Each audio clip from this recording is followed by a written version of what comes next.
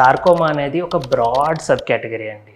సార్కోమాలు different category, అందులో కూడా చాలా వెరైటీస్ ఉంటాయి. బోన్లో ఉండే సార్కోమానస్ని ఆస్టియోసార్కోమా అంటారు. చేతుల్లో కాళ్ళల్లో ఉండే కండరాలు వీటిలోంచి వచ్చే సార్కోమాస్ని ర్యాబ్డోమయోసార్కోమా అంటారు. మన అవయవాల్లో ఉండే కొన్ని కండరాల నుంచి వచ్చే సార్కోమాస్ని లియోమయోసార్కోమాస్ అంటారు. సార్కోమాస్ మెయిన్ ట్రీట్మెంట్ వచ్చేసి సర్జరీ. సార్కోమా అంటే ఏంటి, దాంట్లో రేడియేషన్ రోల్ ఏంటి, దాని గురించి మాట్లాడుకుందాం. సార్కోమా అనేది ఒక బ్రాడ్ సబ్ కేటగిరీ అండి. అంటే క్యాన్సర్ 3 రకాలుగా డివైడ్ చేస్తే ఒకటి కార్సినోమా, ఒకటి సార్కోమా, మూడోది బ్లడ్ క్యాన్సర్. సో అంత బ్రాడ్ కేటగిరీ అనమాట. సో చాలా రకాల సార్కోమాస్ ఉంటాయి ఇందులో కూడా. మనం కామన్గా చూసే క్యాన్సర్లు, మీరు వినే క్యాన్సర్లు, లంగ్ క్యాన్సర్లు, బ్రెస్ట్ క్యాన్సర్ కానీ, నోటి క్యాన్సర్, ఇవన్నీ కార్సినోమా కిందకి వస్తాయి. అయితే సార్కోమాలు డిఫరెంట్ కేటగిరీ, అందులో కూడా చాలా వెరైటీస్ ఉంటాయి.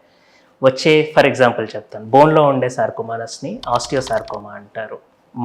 మజిల్స్లో కూడా smooth muscle and skeletal muscle అని ఉంటుంది. అంటే స్కెల్టల్ మజిల్ అంటే మన చేతుల్లో కాళ్ళల్లో ఉండే కండరాలు, వీటిలోంచి వచ్చే సార్కోమాస్ని ర్యాబ్డోమయోసార్కోమా అంటారు.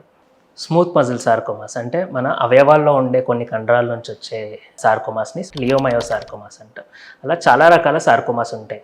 వచ్చే లొకేషన్ బట్టి, ఏ టిష్యూ నుంచి వచ్చిన దాన్ని బట్టి సార్కోమా రకాలు మారుతూ ఉంటాయి అనమాట. అంటే బోన్ నుంచి వచ్చిందా, కండరాల నుంచి వచ్చినాయా, లేకపోతే సపోర్టింగ్ టిష్యూస్ నుంచి వచ్చినాయా అని బట్టి.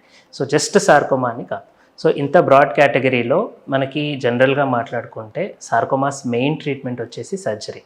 ఎక్కడ సార్కోమా ఉన్నా సర్జరీ వీలైతే సర్జరీ చేయడం ద్వారానే దాన్ని నయం చేసే అవకాశం జరుగుతుంది.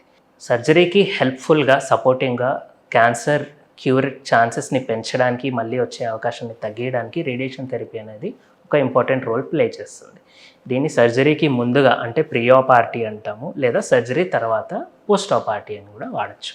చాలా వరకు మనకి ముందుగానే తెలిసిపోతుంది ఈ పర్టికులర్ సార్కోమా ఉన్న పేషెంట్కి సర్జరీ తర్వాత రేడియేషన్ అవసరం పడుతుంది అని. అలా తెలిసినప్పుడు రేడియేషన్ని సర్జరీకి ముందే ఇవ్వడానికి ప్రిఫర్ చేస్తాం. దానివల్ల అడ్వాంటేజ్ ఏంటంటే రేడియేషన్ డోస్ తగ్గుతుంది, రేడియేషన్ ఇవ్వాల్సిన ఏరియా కూడా తగ్గుతుంది, దాని ద్వారా సైడ్ ఎఫెక్ట్స్ కూడా తగ్గుతాయి. సో ప్రీ-ఆప్ ఆర్టీ అంటే సార్కోమా సర్జరీకి ముందు ఇవ్వాల్సిన ఆర్టీ చాలా కామన్గా, ఇంపార్టెంట్గా వాడతాం అన్నమాట.